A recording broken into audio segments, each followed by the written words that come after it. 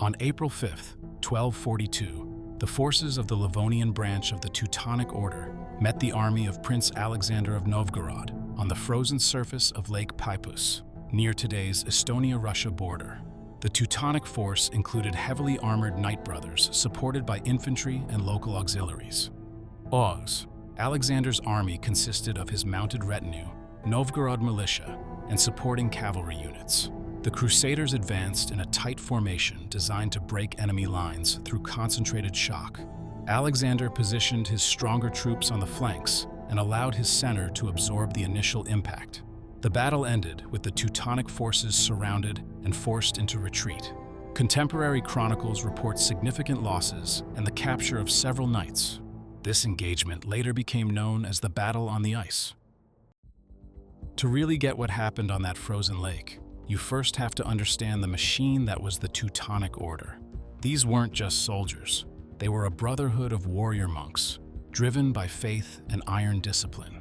For decades, the Northern Crusades had seen orders like the Teutonic Knights and their local allies, the Livonian Order, wage a relentless campaign to expand Catholic Christendom into the pagan and Orthodox lands of the Baltic. They were a professional fighting force in an age of part-time feudal armies. At their core were the Knight Brothers, elite, heavily armored cavalry who had dedicated their lives to war. These guys were the tip of the spear. But the real power of the order was its organization. They were backed by sergeants, mercenaries, and local conscripts, often from conquered lands like Estonia. This created a diverse and tough military system, a hybrid machine of professional warriors and auxiliary troops, all pointed in one direction. And the signature move of that machine was the wedge formation. Some sources call it the keel, or more creatively, the Schweinskopf, the pig's head. This wasn't just a simple cavalry charge. It was an armored battering ram. The idea, simple and brutal, was to concentrate a massive amount of force on a single narrow point in the enemy line. The tip of the wedge would create a breach, and then the sheer weight and momentum of the ranks behind it would pour into the gap, shattering the enemy's cohesion and causing a total collapse. Once a line broke, the battle was usually over. Against the lighter, less organized armies they often faced in the Baltic, this tactic was devastatingly effective. It gave them an air of invincibility. In the spring of 1242, this unstoppable force was headed for the rich city-state of Novgorod, and it seemed like nothing could stand in its way. Standing against this tide was a man who would become a legend, Alexander Yaroslavich, Prince of Novgorod. At just 20 or 21 years old, he was already a seasoned commander, having earned the nickname Nevsky after a big win against Swedish invaders a couple of years earlier. But in 1242, his problems were much bigger than just one enemy. The Republic of Novgorod was stuck between a rock and a hard place. To the east, the Mongol Golden Horde had ravaged other Rus principalities and demanded tribute. Nevsky, a pragmatist, chose diplomacy and appeasement with the Mongols, knowing a direct fight was suicide. This smart move, however, looked like weakness to some of his rivals. To the west, the threat was just as serious. The Catholic Crusaders of the Livonian Order, a branch of the Teutonic Knights, saw the Mongol devastation as an opportunity. They considered the Orthodox Christians of the Rus to be heretics, and their lands were ripe for conquest. In 1240, they launched a major offensive, capturing the fortress of Izborsk and, crucially, the city of Pskov, a key trading partner to Novgorod. This wasn't a border skirmish. It was a dagger aimed at Novgorod's heart. The famously independent citizens of Novgorod had actually banished Nevsky earlier, but with the knights raiding their lands, panic set in. They recalled their young, brilliant, and aggressive prince, trusting him to defend their home. Alexander Nevsky was a master of sizing up his opponent. He knew he couldn't match the Crusaders in a head-to-head clash of heavy cavalry. His army was a different beast. Its heart was his personal retinue, the Družina, loyal, professional warriors who fought as heavy cavalry. They were supported by the Novgorod city militia, and he also had lighter, mobile troops, including skilled horse archers, perfect for hit-and-run tactics. Nevsky's army was probably larger, but numbers can be deceiving. The core of the Crusader force was their elite armored knights, and on an open field, they could easily punch through a much larger but less disciplined force. Nevsky couldn't afford a catastrophic defeat. He needed a victory so decisive it would end the Western threat for good. To do that, he couldn't just fight the Crusaders, he had to outthink them. Nevsky's counterattack began with the recapture of Pskov in March 1242. Emboldened, he took the war into enemy territory, raiding the lands of the bishopric of Dorpat to force a final showdown. It was here that Nevsky showed his genius. A small detachment of his troops was defeated by the knights, but instead of panicking, Nevsky used this to his advantage. He began a calculated retreat, drawing the overconfident Crusaders after him. Bishop-led the Livonian army took the bait, pursuing the Russians, eager for one last victory. Nevsky led them east until he reached the vast frozen expanse of Lake Peipus, the natural border between their lands. He stopped his retreat on the eastern shore. This would be his battlefield. The decision to fight on ice was a calculated risk that would define the entire battle. On the morning of April 5th, 1242, Alexander arranged his army in a truly clever way. A traditional commander would place his strongest troops in the center. Nevsky did the opposite. He positioned his army with its back to the shore, making it clear to his men there was no retreat. The center of his line was made up of the less experienced Novgorod militia. The real strength of his army, his elite Druzhina cavalry, he placed on the flanks.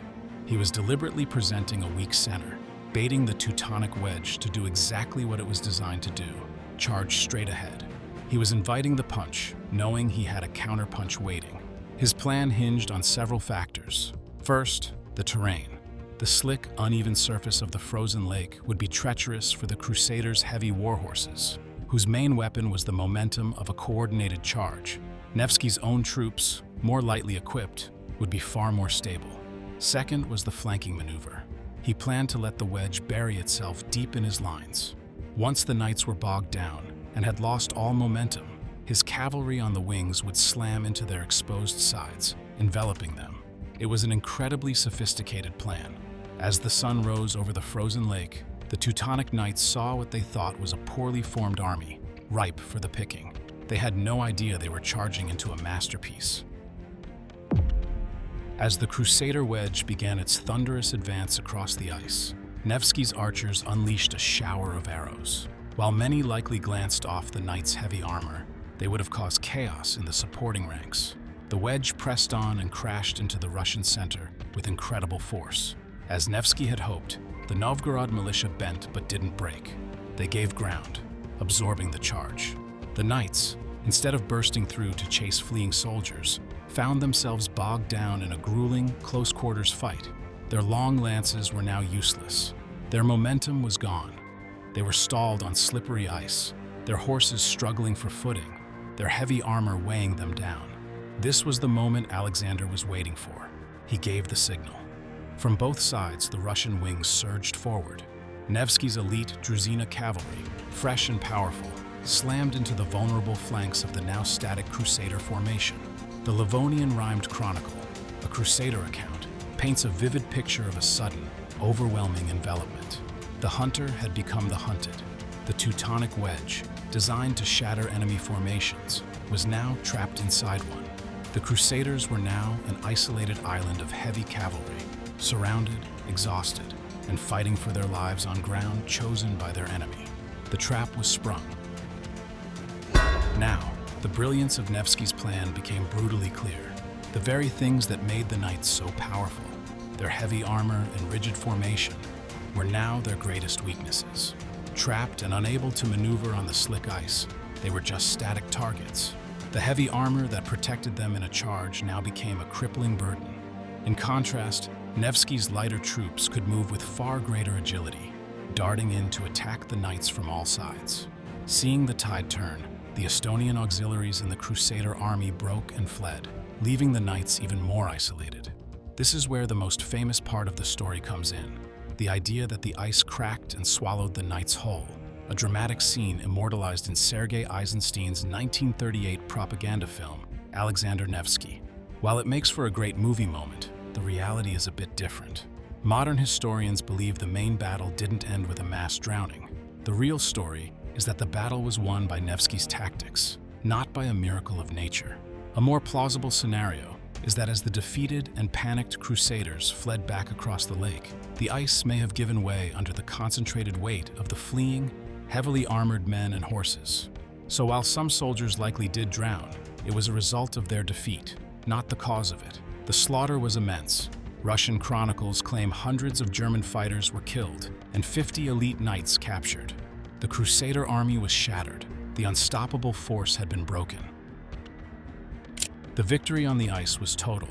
The Livonian Order was forced to the negotiating table, signing a peace treaty and giving up its recent conquests, including Pskov. The battle effectively halted that specific eastward campaign, establishing Lake Peipus as a lasting boundary between the worlds of Eastern Orthodoxy and Western Catholicism. While some modern historians argue the battle's size was exaggerated by later chroniclers, its long-term strategic and cultural impact is undeniable. For Alexander Nevsky, the victory cemented his reputation as the great defender of the Rus' lands. It secured his western border, allowing him to focus on the delicate diplomacy required with the Mongol Golden Horde to the east. His brilliant use of terrain and tactics became a landmark in military history.